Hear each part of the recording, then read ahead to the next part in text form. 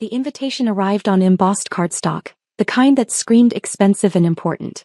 Gold lettering announced my father's retirement celebration after 35 years as a senior partner at Morrison & Walsh, one of Philadelphia's most prestigious law firms. I was reading the details when I noticed the asterisk at the bottom. Below, in smaller print, "This is a professional celebration for distinguished guests. Please refrain from bringing unemployed or casually employed relatives. We want to maintain an atmosphere of achievement." I stared at those words for a full minute. My phone buzzed. A text from my sister Victoria. "Got the invitation? The unemployment comment is about you, obviously. Dad doesn't want you embarrassing him in front of his law firm partners. Just stay home. Seriously." Another text. "Half these people are judges and corporate attorneys. They don't need to meet Dad's 28-year-old unemployed son who does consulting nothing. Please just don't come." I set the invitation on my desk and returned to the spreadsheet on my screen. A financial model for my latest acquisition, a struggling manufacturing company in Erie that I was about to purchase for $47 million. My name is Julian Anderson. I'm 28 years old. And according to my family, I've been unemployed for 6 years. The truth is more complicated. I graduated from Penn State at 22 with a degree in industrial engineering. My family expected me to follow my father and sister into law, or at least pursue something they understood: investment banking, consulting at a prestigious firm, corporate management. Instead, I told them I wanted to start my own business. Dad had laughed. "Doing what exactly?" "Buying struggling manufacturing companies and turning them around." "With what money? Do you have any idea how much capital that requires?" "I'll start small. Bootstrap it." Victoria, already 2 years into her position at Dad's law firm, had rolled her eyes. "Julian, be realistic. You can't just decide to buy companies. That's not how the world works." "I know how it works. I've been studying." "Studying," Dad interrupted. "Everyone studies. Execution is what matters. And you have no experience, no capital, no network. This is a fantasy." But I'd done it anyway. I started with $50,000 saved from internships and a college fund my grandmother left me. I found a tiny machine shop in Reading, 12 employees, outdated equipment, on the verge of bankruptcy. The owner was desperate. I bought it for $35,000, spent the rest modernizing their most critical equipment, and personally worked the floor for 6 months learning every aspect of the operation.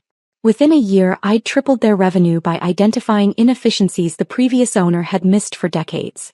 I sold that company 18 months later for $280,000. I never told my family. They knew I'd started something with a manufacturing company, but when I didn't show up to family dinners in a suit, when I had grease under my fingernails, when I talked about machine tolerances and production efficiency instead of quarterly earnings, they assumed I'd failed. "Still doing that factory thing?" Dad would ask dismissively. "Working on it," I'd reply. "When are you going to get a real job?" "This is a real job. Julian, you're not making money playing around with machine shops. Victoria is on partner track. She's making $240,000 a year. You're what? Breaking even." I'd sold my second company for $1.2 million. But I didn't correct him. Because something fascinating happened when they thought I was failing. They revealed exactly who they were. Victoria stopped inviting me to professional events. "It's just awkward when people ask what you do," she explained. "I can't keep saying you're between opportunities." Mom started introducing me at social functions as our son who's still figuring things out. The pity in her voice was thick enough to cut. Dad simply stopped mentioning me to his colleagues entirely. I became the family secret, the disappointing son who'd rejected their path and predictably failed at his own. But I kept buying companies, kept learning, kept growing. By 25, I owned 4 manufacturing companies generating $8.3 million in annual revenue. By 27, I'd expanded to 9 companies across Pennsylvania and Ohio, with combined revenues exceeding $43 million. I employed 387 people. I'd become known in industrial circles as a turnaround specialist, the guy who could take a failing manufacturer and make it profitable within 18 months. Last year, the Pennsylvania Manufacturing Association named me Emerging Industrialist of the Year. The governor sent a congratulatory letter. Senator Patricia Morrison, no relation to Dad's law firm, personally presented me with the Entrepreneur of the Year award at the state capitol. My family didn't know about any of it. They still thought I was playing around with factories and barely scraping by. Why didn't I tell them? For the same reason I documented everything. I wanted to see how far they'd go. How much they'd reveal about their values when they thought I had nothing. And they'd revealed plenty. Last Christmas, Victoria's fiancé, a corporate attorney, asked what I did. Before I could answer, Victoria jumped in. Julian's trying to make manufacturing work. Very blue collar. Not really our family's thing, but we support his journey. The condescension was breathtaking. At Dad's birthday dinner in March, one of his law partners asked about his children. Dad beamed, talking about Victoria, her cases, her partnership track, her engagement to a brilliant attorney. When asked about me, his smile faded. Julian's exploring some business ventures. Nothing concrete yet. We're hopeful he'll find his footing eventually. I was sitting right there. I'd closed a $12 million acquisition that week. But I said nothing. Just smiled and changed the subject. As I was collecting data. Every dismissive comment, every pitying look, every time they introduced me as their unemployed son, I cataloged it all. And now this invitation. This explicit instruction not to bring unemployed or casually employed relatives to Dad's retirement party. My assistant Jennifer knocked and entered my office. We were in my headquarters building. A renovated factory in Bethlehem that housed my management operations. Julian, Senator Morrison's office called. She wants to confirm your attendance at the manufacturing leadership dinner next month. Tell them yes. I'll be there. Also, the Erie deal final contracts are ready for review. Legal says we can close by next Friday. Perfect. I paused. Jennifer, do you remember that invitation to my father's retirement party? The one with the charming note about unemployed relatives? Hard to forget. What if I attended? She raised an eyebrow. After they explicitly uninvited you? They didn't uninvite me. They just strongly suggested I not embarrass them with my unemployment. But you're not unemployed. You employ nearly 400 people. They don't know that. Understanding dawned on her face. Oh no. Julian, what are you planning? I'm planning to attend my father's retirement party. Just attend? That's all. Well, I might bring a guest. Who? I haven't decided yet. Maybe someone distinguished. Someone who understands achievement. She studied me carefully. You're going to let them discover the truth in front of everyone, aren't you? I'm not going to do anything. I'm simply going to exist. If the truth emerges, that's not my responsibility. You've been waiting 6 years for this. I've been waiting 6 years to see who they'd be when they thought I had nothing. Now I know. What happens next is just natural consequences. Jennifer smiled slowly. You know, Senator Morrison asks about you constantly. She thinks you're the future of Pennsylvania manufacturing. Does she? She told me last week that you're exactly the kind of entrepreneur the state needs. Young, innovative, committed to American manufacturing. She said you're a model for economic revitalization. That's very kind of her. Julian, what if you asked the senator to attend your father's retirement party as your guest? I looked at her. Why would I do that? Because your father's invitation specified distinguished guests only. And Senator Patricia Morrison is literally the most distinguished guest possible. She's on the State Economic Development Committee. She's being mentioned for governor. She just gave you Entrepreneur of the Year. It would be awkward. My family doesn't know about the award. Exactly. Jennifer's smile was wicked. Imagine introducing the senator as your guest. Imagine her talking about what you've accomplished. Imagine your father realizing that his unemployed son is actually being courted by state leadership. That seems cruel. Does it?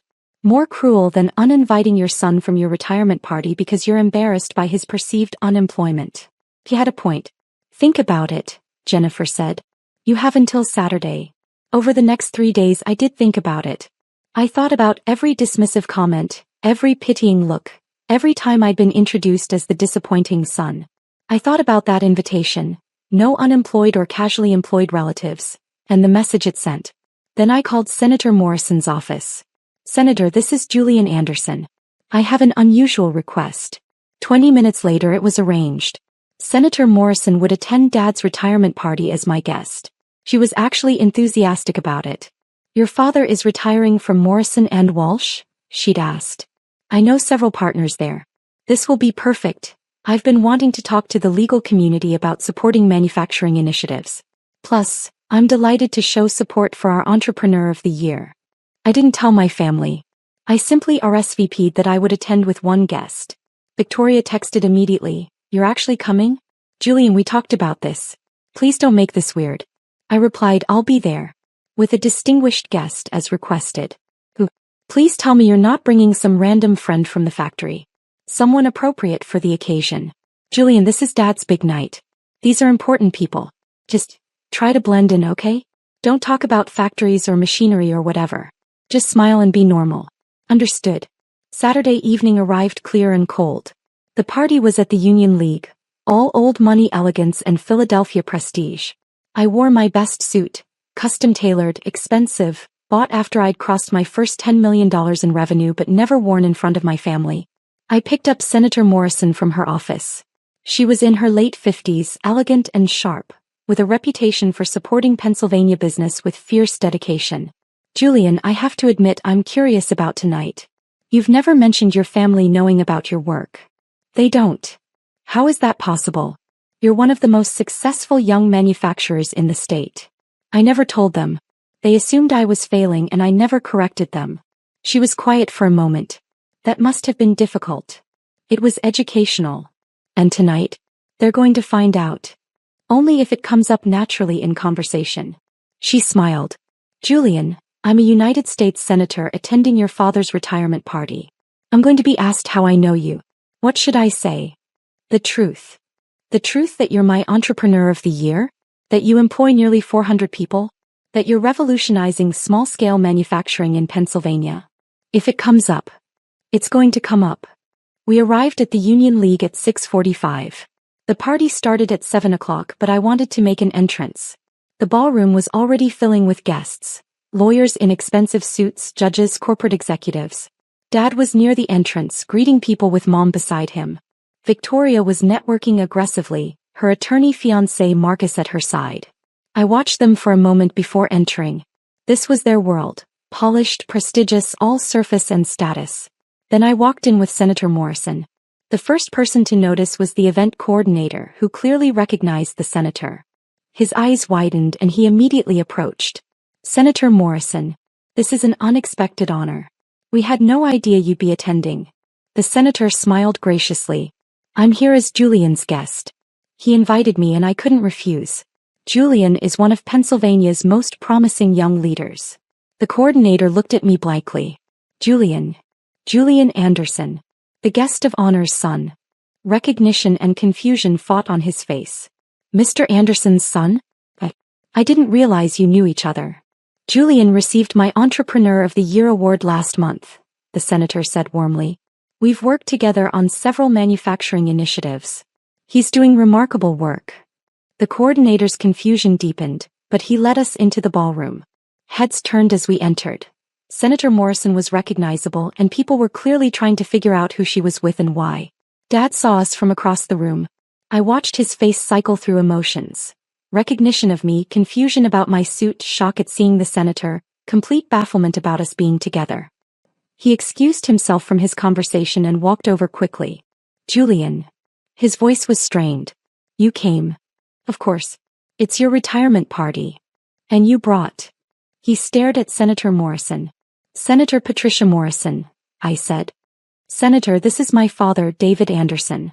Dad's professional instincts kicked in. He extended his hand. Senator Morrison, I had no idea you knew my son. David, congratulations on your retirement.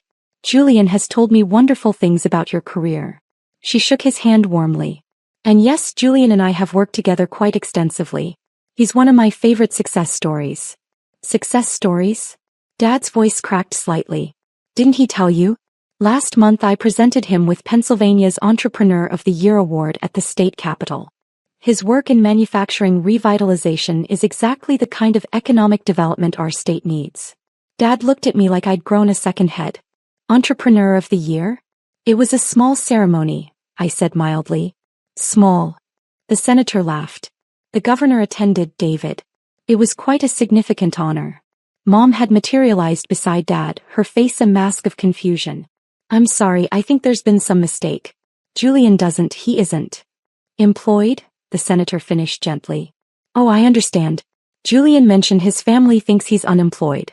I found that quite amusing, given that he's one of the largest employers in the Pennsylvania manufacturing sector. The blood drained from Mom's face. Victoria appeared, Marcus in tow. She took one look at the senator and her eyes went wide. Senator Morrison? What are you doing here? I'm Victoria Anderson, my sister said, extending her hand with her professional smile. I'm a corporate attorney at Morrison & Walsh. It's an honor to meet you. Ah yes, Julian's sister. He's mentioned you. The senator's tone was polite but cool. I'm here as Julian's guest. He's been too modest about his accomplishments, so I thought I'd attend and set the record straight. Accomplishments? Victoria's smile was strained. Julian, what is she talking about? Before I could answer, one of Dad's senior partners approached. Thomas Morrison, a named partner at the firm. Patricia. I didn't know you'd be here. Senator Morrison brightened. Tom. Yes, I'm here supporting Julian Anderson. You know him, I assume? David's son. Thomas Morrison looked at me, clearly not knowing me at all. Of course. David's son. How do you two know each other? Julian is my most recent entrepreneur of the year, the senator said. He's revolutionizing small-scale manufacturing in Pennsylvania. 9 companies, nearly 400 employees, over $40 million in annual revenue. Tom, you should talk to him about his work. It's exactly the kind of economic development story Pennsylvania needs. Thomas Morrison's eyebrows shot up. 9 companies. David, you never mentioned your son was running a manufacturing empire. Dad's mouth opened and closed soundlessly. Oh, didn't you know? The senator's voice held a note of surprise that sounded genuine but probably wasn't. Julian's been quite successful. The Pennsylvania Manufacturing Association honored him last year as Emerging Industrialist of the Year. This year, I had the pleasure of giving him the state's highest entrepreneurial honor. More people were gathering now, drawn by the presence of a U.S. senator. Several of Dad's law partners, 2 judges, a handful of corporate executives. All listening. Victoria found her voice. Julian, is this some kind of joke? No joke, I said quietly. I've been running my companies for 6 years. You just never asked about them. You said you were working with factories. I am. I own them.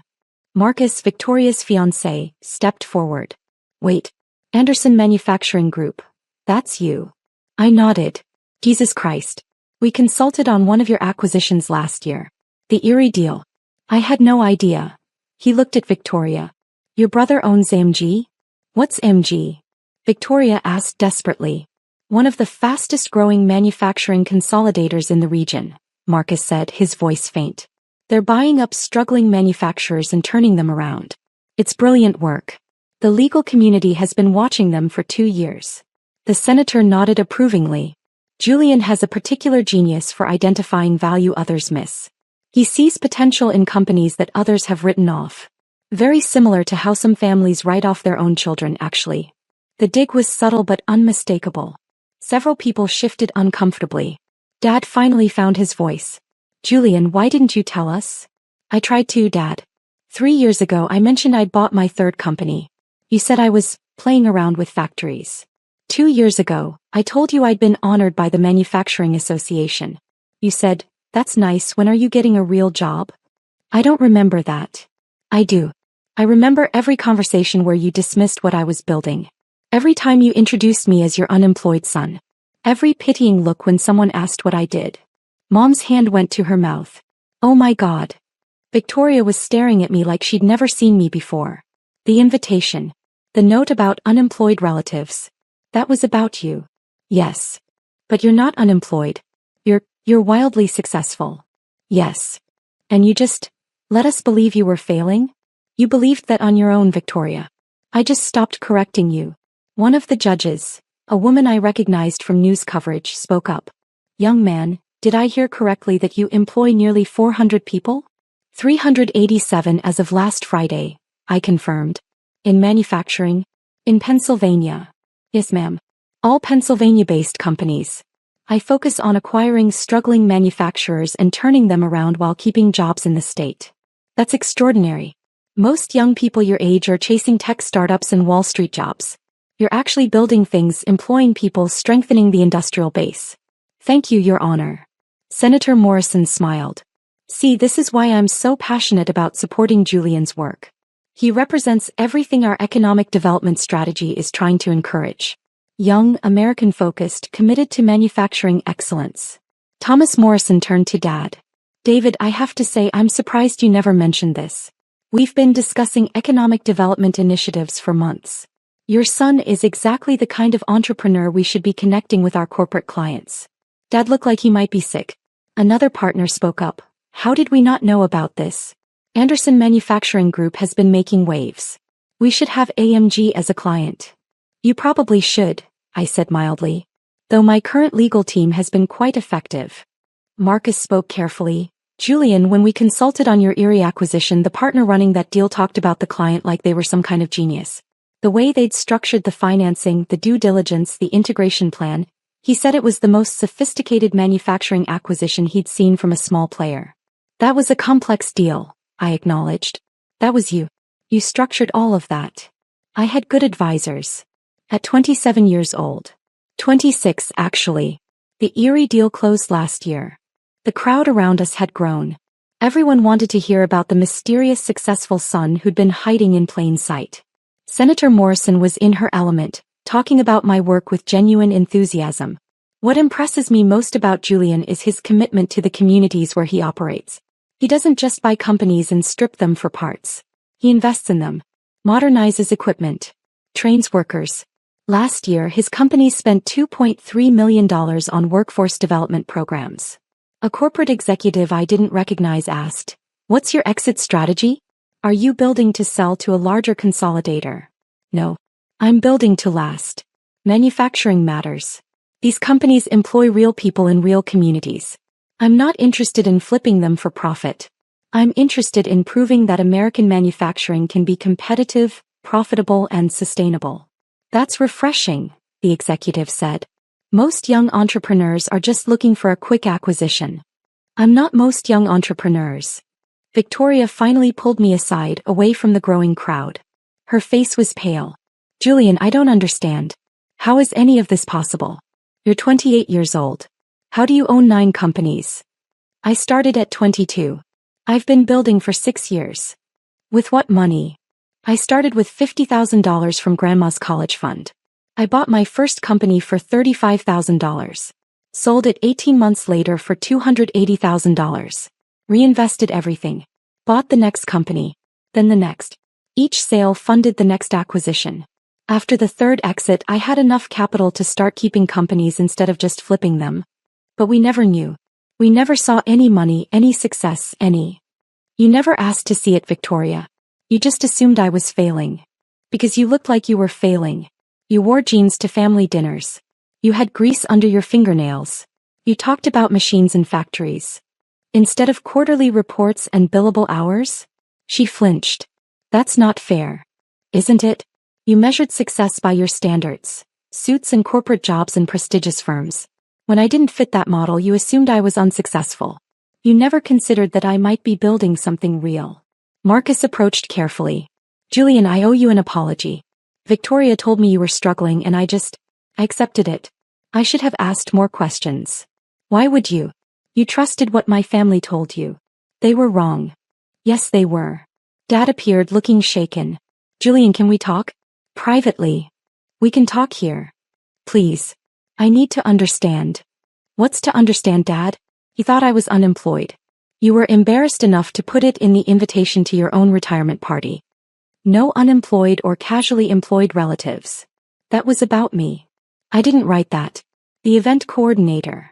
You approved it. You read that invitation and thought, yes, that's appropriate. Better keep Julian away from my important colleagues. His face crumpled. I thought I was protecting you. I thought if you came, people would ask what you did and you'd be humiliated by having to explain. Explain what? That I own 9 manufacturing companies? That I employ nearly 400 people? That a United States senator thinks I'm the future of Pennsylvania manufacturing? Yes, Dad, that would have been humiliating. Mom had tears running down her face. Julian, we didn't know. How could we know? You could have asked. Any time in the last 6 years, you could have asked one real question about my work. You could have visited one of my facilities. You could have shown interest instead of dismissal. But you didn't because you'd already decided I was a disappointment. Victoria's voice was small. We're so sorry. Are you sorry for dismissing me? Or sorry that you were wrong about me? She had no answer. The party continued around us, but our small family drama had become the center of attention. Senator Morrison was holding court near the bar, talking about manufacturing policy with several of Dad's partners. Periodically she gestured toward me and I'd catch phrases like remarkable young man, and exactly the kind of leadership we need. Thomas Morrison approached our family circle. David, I hope you don't mind, but I've been talking with the senator about Julian's work.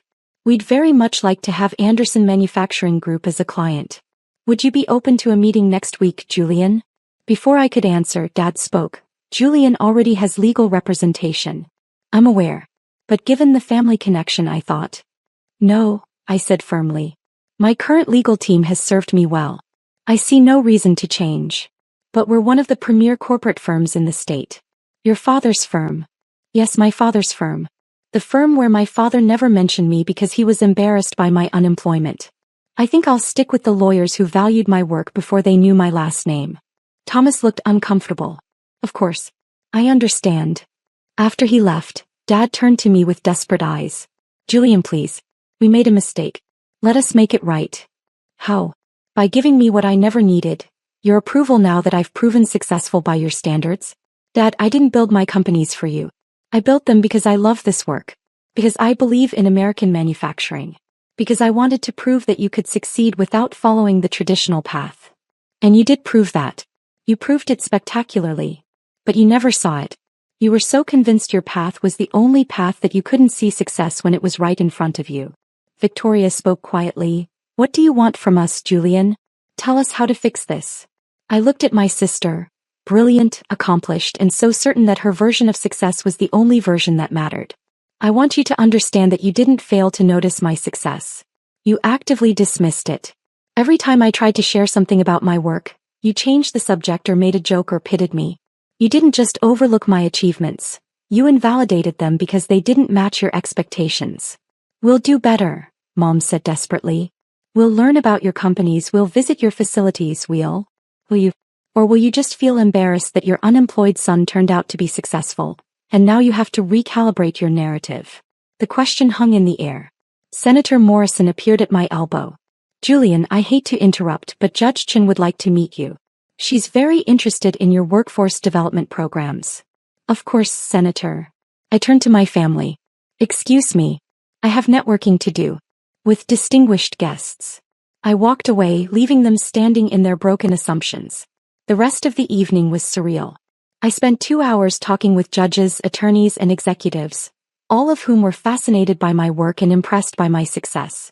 Several offered opportunities, partnerships, investments, advisory roles. My family watched from a distance, clearly unsure how to approach me. Around 9 p.m., Dad's retirement toast began. Thomas Morrison spoke about Dad's career, his contributions to the firm, his dedication to his work. Then he added something unscripted. David has always been a man who valued success and achievement. Tonight we've discovered that those values run in his family, perhaps in unexpected ways. His son Julian is proof that success comes in many forms. While David was building legal precedents, Julian was building companies. While David was winning cases, Julian was winning awards. Different paths but the same excellence. It was generous. More generous than Dad deserved. But it also highlighted the irony. Dad's retirement party had become, in part, about his son's unexpected success. After the toast, Victoria found me again. Julian, can we please talk? Really talk. About what? About everything. About how we failed you. About how we can move forward. I studied her face. She looked genuinely stricken, genuinely sorry. Victoria, I don't know if we can move forward. Not immediately. You spent 6 years treating me like a failure. That doesn't erase with one conversation. I know. But we have to start somewhere. Then start by understanding something. I didn't hide my success to punish you. I built it quietly because I wanted to see who you'd be when you thought I had nothing. And you showed me. You showed me that your respect was conditional. Your pride was transactional. You loved the idea of me more than you loved the reality of me. Tears were running down her face now. That's not true. We love you. Do you? Or do you love successful me? Because for 6 years, you didn't love struggling me very much. That's not, we always loved you, you just what? Wished I was different? Wished I'd followed your path? Wished I was less embarrassing? She couldn't answer. Marcus spoke carefully. Julian, for what it's worth, I think what you've built is incredible. Not just the companies but the way you've built them. With integrity and commitment. That takes character. Thank you. And I'm sorry I didn't see it sooner. I let Victoria's narrative shape my perception of you, and that was lazy thinking on my part. I nodded slowly. I appreciate that. Senator Morrison appeared one more time before leaving. Julian, thank you for inviting me tonight. It was quite illuminating. Thank you for coming, Senator. I have to say, watching your family discover who you really are, that was something. How do you feel? Tired. She smiled sympathetically. I imagine so. But Julian, remember this. You built something remarkable with no support from them. That's not a burden, that's proof of your strength. Whether they come around or not, you've already succeeded. I appreciate that. And one more thing. Next month's manufacturing leadership dinner. I'd like you to speak. Just 10 minutes about your journey, your philosophy, your work. These are the state's top industrial leaders. They should hear from you. I'd be honored. After she left, I found my parents one more time. They were sitting at a table in the corner, looking exhausted and devastated. Julian, Dad started as I approached. I've been thinking about what you said.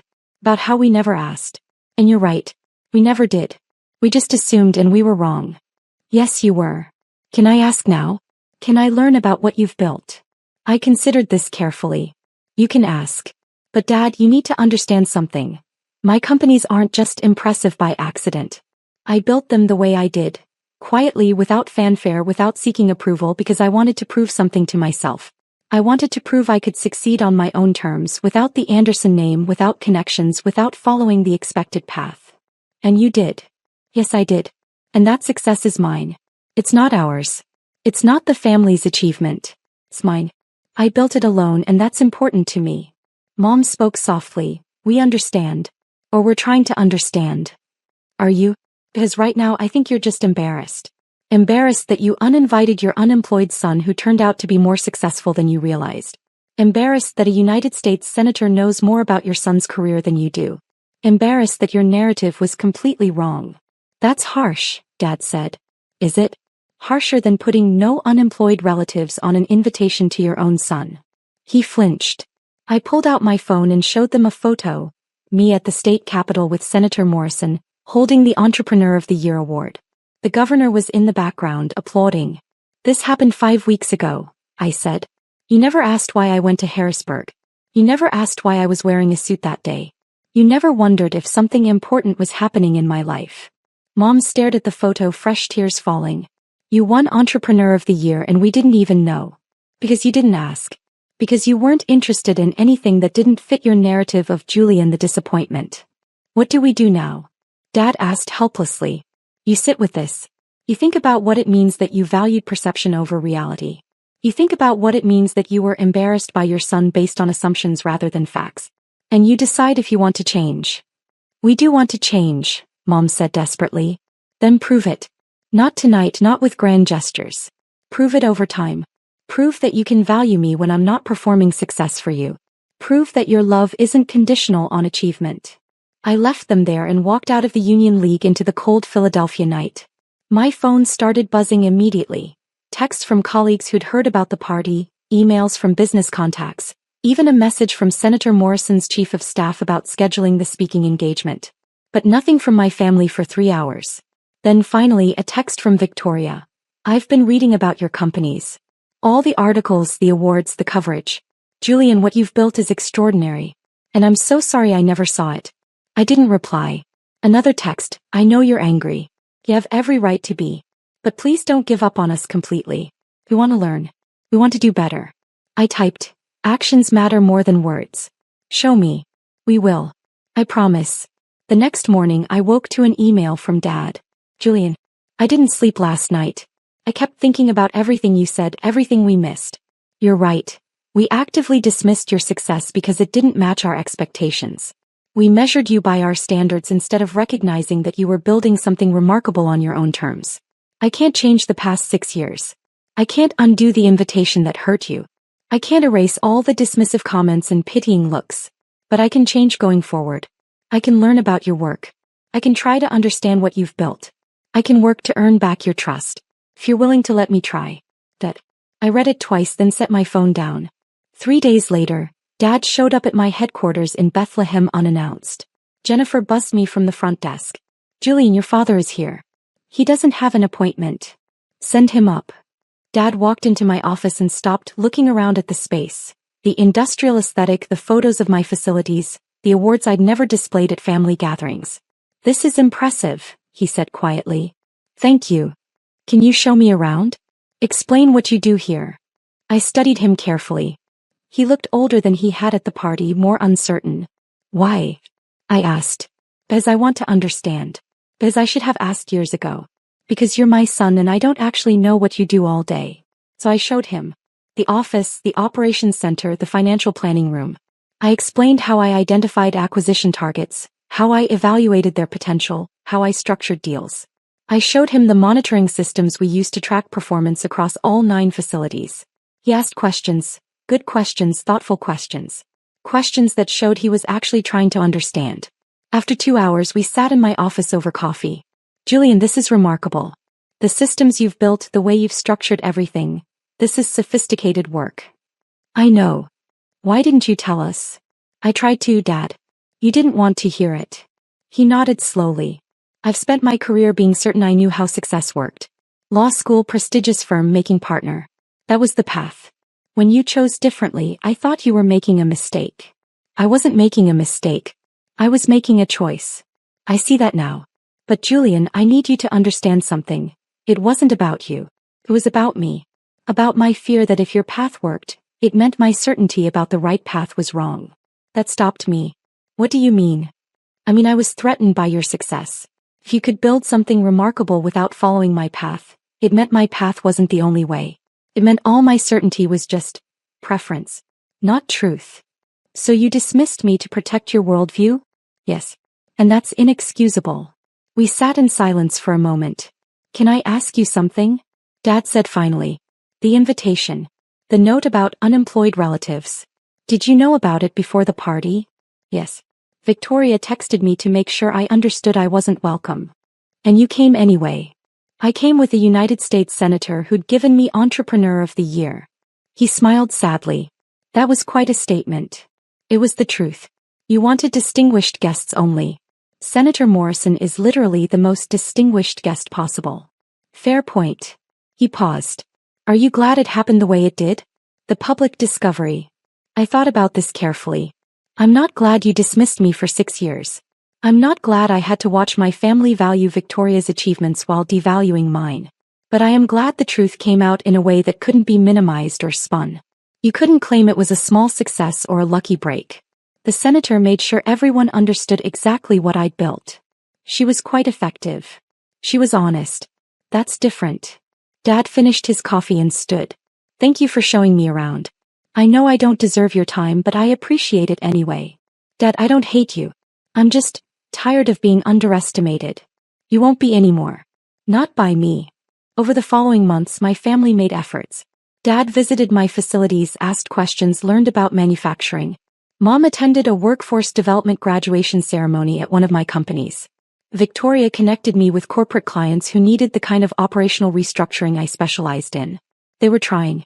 But the relationship was different now. There was a distance, a carefulness. They'd seen who they were when they thought I had nothing, and I'd seen it too. That knowledge couldn't be erased. 6 months after Dad's retirement party, I was having dinner with Victoria and Marcus. She'd been reading everything she could find about my work, trying to understand what she'd missed. Julian, can I ask you something? Why manufacturing? Of all the things you could have done, why buy factories? Because manufacturing matters. It's tangible. It creates real value. And everyone had written it off as dead, which meant there was opportunity. I could buy struggling companies cheaply, fix what was broken, and prove that American manufacturing could still be competitive. And you were right. So far. What's next? More acquisitions. Some. But I'm also looking at vertical integration. If I own companies at different points in the supply chain, I can reduce costs and improve quality. Marcus leaned forward. That's brilliant. Most people wouldn't think at that scale. Most people were trained to think inside existing structures. I didn't have that training, so I thought differently. Victoria smiled. You mean you didn't go to law school? Exactly. Do you resent us? She asked suddenly. For pushing you toward law, for dismissing you when you chose differently? I did resent you. For a long time. But now I'm just grateful in a strange way. If you'd supported me from the beginning, I might have sought your approval instead of building something independently. Your dismissal forced me to prove myself to myself, not to you. That's a generous way to frame it. It's honest. You gave me a gift, you just didn't mean to. She was quiet for a moment. I've been thinking about the invitation.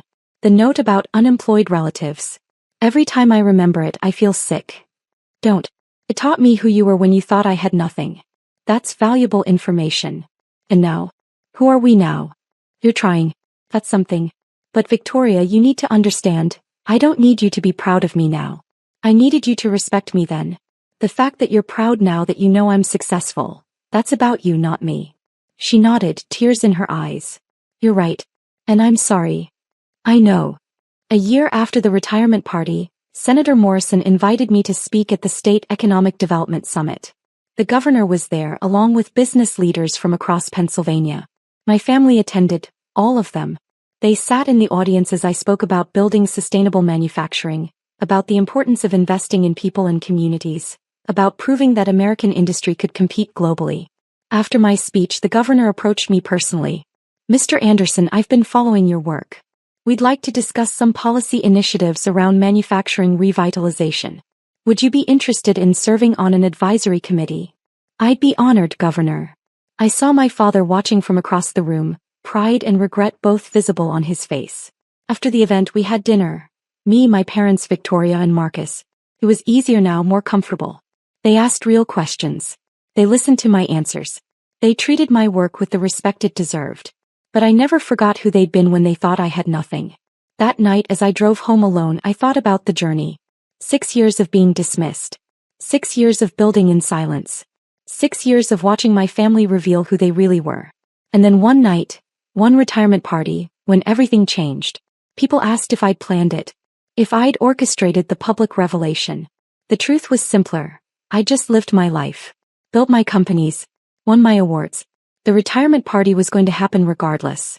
The invitation excluding unemployed relatives was going to be sent regardless. Senator Morrison and I were already connected through my work. The collision was inevitable. I hadn't engineered their embarrassment. I'd simply stopped protecting them from reality. And reality, as I'd learned in 6 years of manufacturing, has a way of making itself known. Sometimes quietly through steady work and accumulated success. Sometimes dramatically when a United States senator walks into your father's retirement party and tells everyone that his unemployed son is actually Entrepreneur of the Year. The truth doesn't need revenge. It just needs time. And I'd given it 6 years. That was enough.